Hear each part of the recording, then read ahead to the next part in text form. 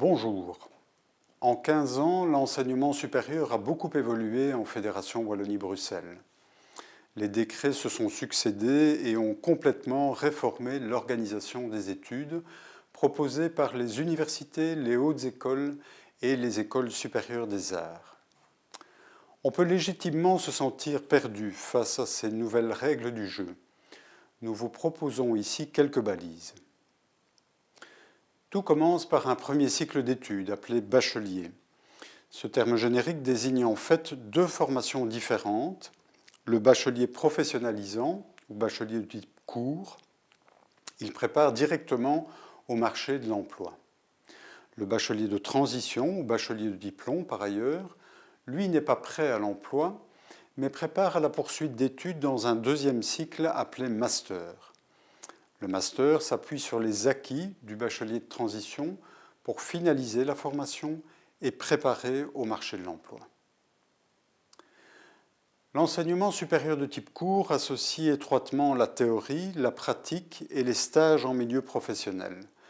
Ces étudiants, ces étudiantes sont formés pour agir sur le terrain dans le cadre d'objectifs professionnels précis. Le type court est organisé dans les hautes écoles et les écoles supérieures des arts.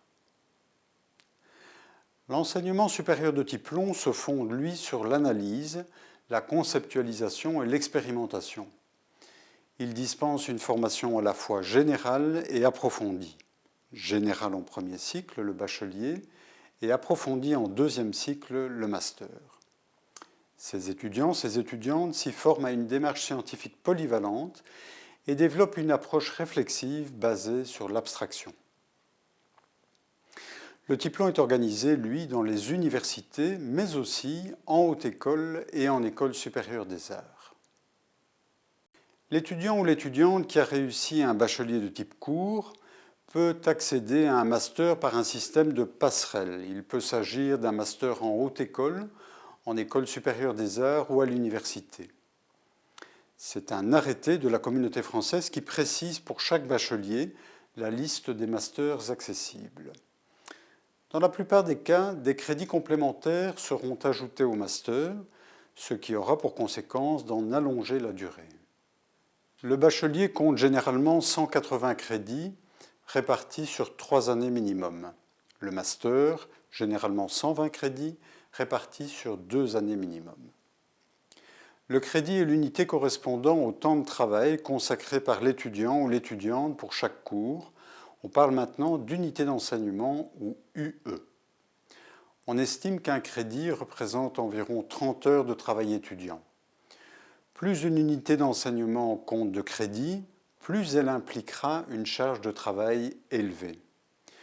Le seuil de réussite pour valider une UE et acquérir les crédits associés est de 10 sur 20. Le diplôme de bachelier ou de master sera délivré lorsque la totalité des crédits du cycle aura été acquise.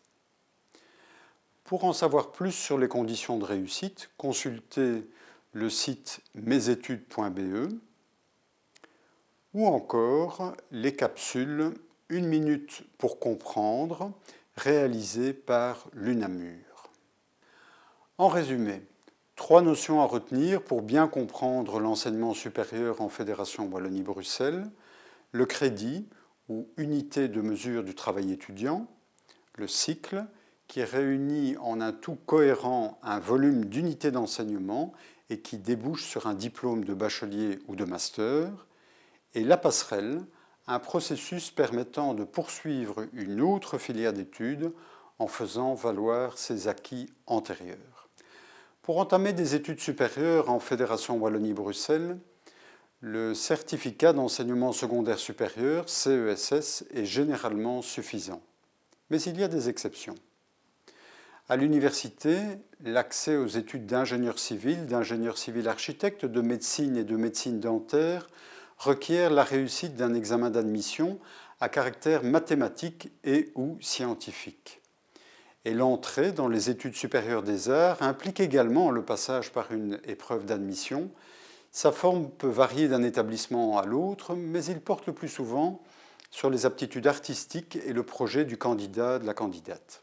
Notons enfin que si vous avez obtenu votre diplôme dans une école secondaire en dehors de la Fédération Wallonie-Bruxelles, vous devrez obtenir une équivalence administrative avec le CESS. Le baccalauréat international et le bac européen bénéficient toutefois automatiquement de cette équivalence. L'enseignement de plein exercice que nous venons rapidement de parcourir est dispensé par 6 universités, 19 hautes écoles et 16 écoles supérieures des arts. Il s'adresse aux étudiants et aux étudiantes prêts à s'engager à temps plein. Il existe toutefois d'autres formes d'enseignement après le secondaire. Un enseignement horaire adapté appelé promotion sociale d'une part. L'enseignement de promotion sociale propose notamment des bacheliers et des masters équivalents à ceux organisés par les hautes écoles et les universités. Et des formations par le travail regroupées sous le label alternance d'autre part et dispensées par 2 opérateurs, l'IFA-PME en région wallonne et l'EFP à Bruxelles. Promotion sociale et alternance permettent d'intégrer plus rapidement le marché du travail tout en poursuivant sa formation. Pour en savoir plus, nous vous conseillons de recourir au site mesetudes.be, le portail officiel de l'enseignement supérieur édité par l'ARES, l'Académie de recherche et d'enseignement supérieur. L'organisation de l'enseignement supérieur y est expliquée de manière détaillée et son moteur de recherche vous permettra de débusquer la formation la plus adaptée à vos projets.